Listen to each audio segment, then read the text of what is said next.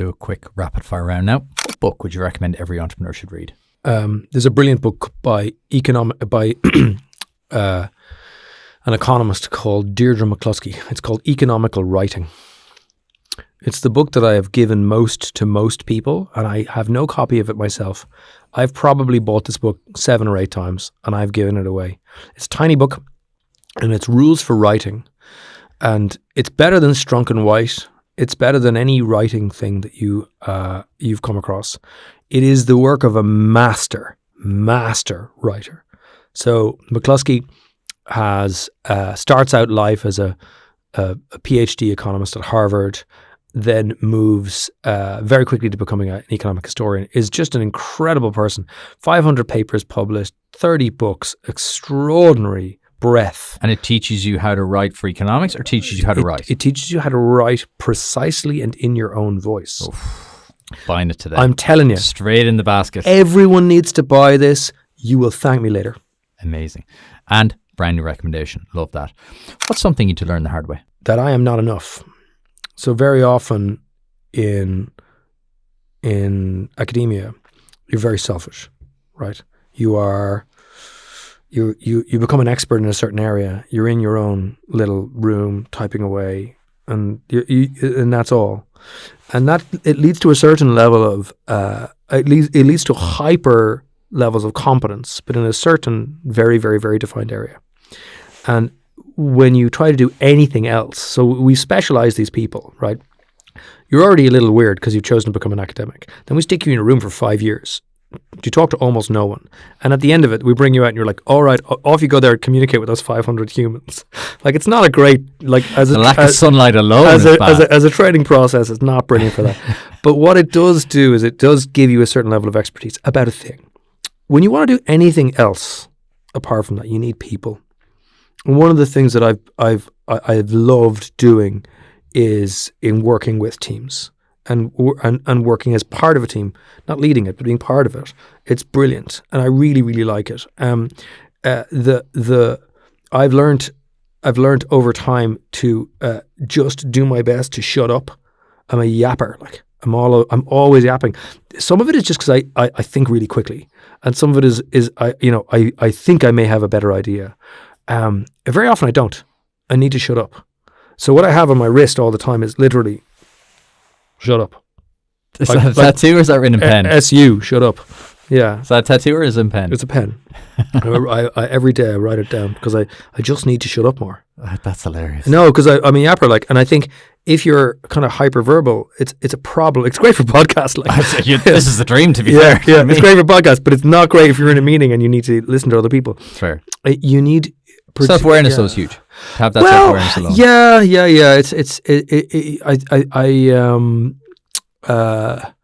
I can remember being in a meeting. I can't give you the context because it was a very specific kind of meeting. But somebody came out of it. I'd argued very vociferously for this one thing. And this one thing, this guy just came out and he said, "You're so annoying." I was like, "What do you mean?" He said, "You're really annoying. I mean, you're right, but you're annoying." And I was like, "Why am I not? What was that about?" He's like, "You won't shut the fuck up." And I was like, "Oh, sorry. Okay." So I've learned that I just tend to yap on. So fair enough. I try to stop. What have you sacrificed to achieve your success? Hobbies. I have none. The only things I do in life, I work and I mind my kids. That's it. I don't do anything else. And it's a problem. I'm 45 years old. I have another 25 years of work. I'll work till I'm 70, maybe 72. Probably live, if I hit the average, maybe 84. Right? So what are you going to do with these remaining couple of thousand days, right? If the answer is keep working, keep writing, keep making more papers, that would make me incredibly happy. However, I am also aware I'm a really limited person in that I don't really care about like soccer or the GAA team that is winning or not. I don't care about that stuff. And I think I will talk about economics for 10 hours straight. I talk about immersive software engineering or UL or whatever for a long time. I actually find I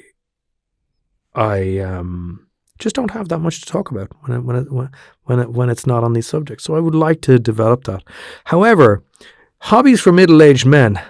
It's not a great place. Like, I'll talk to you about high rocks and triathlons after. Don't worry. I'm right in the middle of it now. okay. What would you do today if I give you 10 million euro?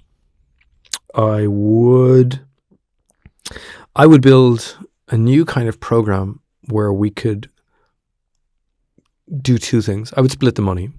I would build one program where we can come up with ways to make better vaccines. So climate change plus increased globalization means we're going to have more pandemics. The vaccines that we built are for COVID are called mRNA vaccines. We probably only scratch the surface of these things. Pandemic preparedness is not something that we're able to do here. So what I would do is I would inaugurate a biologics and biotherapeutics program. The other thing I would do, and that would the initial setup costs of that are somewhere between 5 and 6 million euros, right? The other thing I would do is I'm really, really, really, really obsessed with this idea.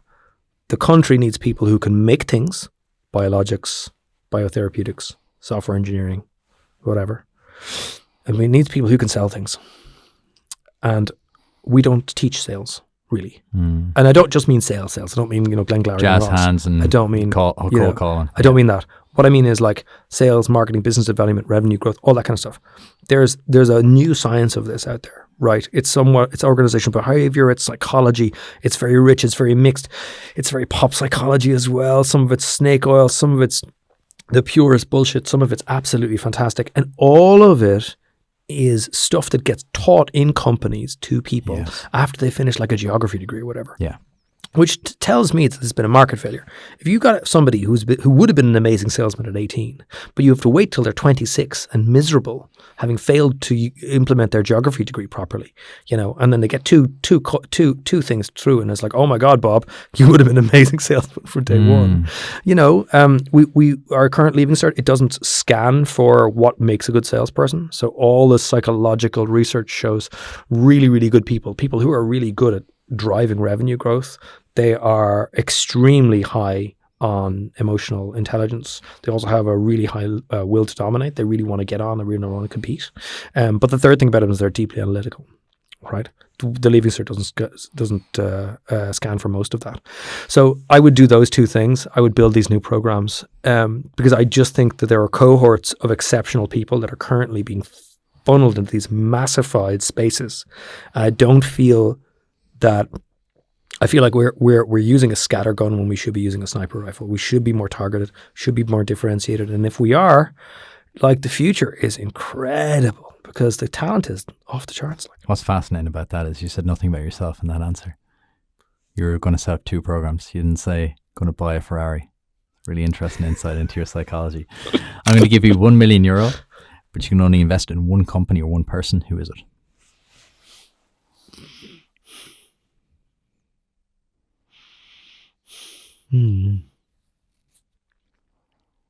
But does it have to earn an economic return? That's completely up to you. It's your million. You can get a return or not. Okay, that's interesting then. So I would probably give it, if I didn't have to earn an economic return, it was just a philanthropic thing, I would give it to something called the Children's Grief Center. So what that does is it takes children who have been bereaved either through loss of a parent or a spouse or a brother or sister or through divorce. And it actually gives them free, it's not even counseling, they just listen to them. And I've seen the benefits. The benefits are incredible. The woman who runs it is Sister Helen. They are going to make statues to her in 100 years' time. They're as a case study in leadership. I've met extraordinary leaders in my time. She's the only one. Leadership and entrepreneurship. If you want to meet somebody who can mind the money, talk to a nun. She's awesome. She wanted to build a new building because demand for the service was free. It's free service to anybody who needs it. It's in Limerick, and it should be national. It should be all over. It should be. I've never heard of it. I've never come across it. Yeah, the Children's Grief Center. Check it out. It's really good. But she takes the kids in, and she realized she was doing it just from a room, and she realized, oh my God, I can make this bigger, make this better. So she went looking for, auctioneers and stuff, what buildings have you got free? And they're like, well, how much have you got? She said, nothing. and she was like, they weren't calling me back. He was like, well, Ellen, you've no money, and that's not how it works. So, but she got the money, and she retrofitted this amazing space near Mary I here in UL, and the students are doing incredibly. So if I'd no economic return, that's who I would give the money to. If you say you need an economic return, I would say over the 20 or 30 year period, I would find some way to invest in offshore wind. I think that's going to earn a huge return for the state in the next 30 years to 40 years. Listeners may not know, Ireland has the best offshore wind capacity in the world. If you knew there was a gold mine 10 miles off the coast of Foynes, like you'd be I'd be getting in the boat right now. Nothing be stopping you. What do you believe that other people would find strange or strongly disagree with? What do I believe? That other people would find strange or strongly disagree with. This should be an easy one. I believe that the more counterintuitive a result is, the more likely it is to be true. So I gave you one already, which is when things are going at their best, the Minsky moment, the Minsky criteria is everything's amazing, everything's amazing. The counterintuitive thing is there's so much credit the thing's going to blow up.